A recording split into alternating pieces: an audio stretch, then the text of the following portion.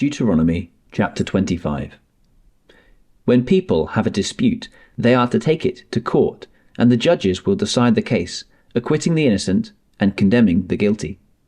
If the guilty person deserves to be beaten, the judge shall make them lie down and have them flogged in his presence with the number of lashes the crime deserves, but the judge must not impose more than 40 lashes.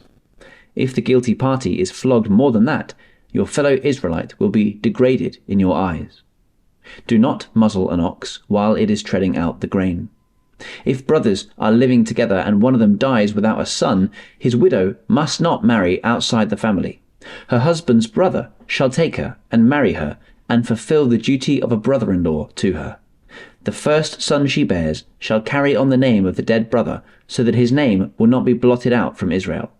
However, if a man does not want to marry his brother's wife, she shall go to the elders at the town gate and say, "My husband's brother refuses to carry on his brother's name in Israel. He will not fulfill the duty of a brother-in-law to me." Then the elders of his town shall summon him and talk to him.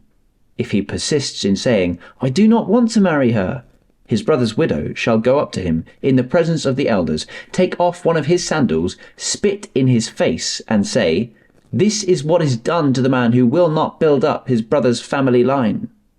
That man's line shall be known in Israel as the family of the unsandaled.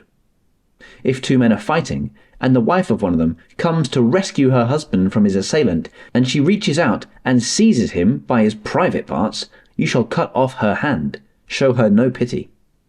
Do not have two differing weights in your bag, one heavy, one light. Do not have two differing measures in your house, one large, one small. You must have accurate and honest weights and measures, so that you may live long in the land the Lord your God is giving you. For the Lord your God detests anyone who does these things, anyone who deals dishonestly. Remember what the Amalekites did to you along the way when you came out of Egypt. When you were weary and worn out, they met you on your journey and attacked all who were lagging behind. They had no fear of God. When the Lord your God gives you rest from all the enemies around you, in the land he is giving you to possess as an inheritance, you shall blot out the name of Amalek from under heaven. Do not forget.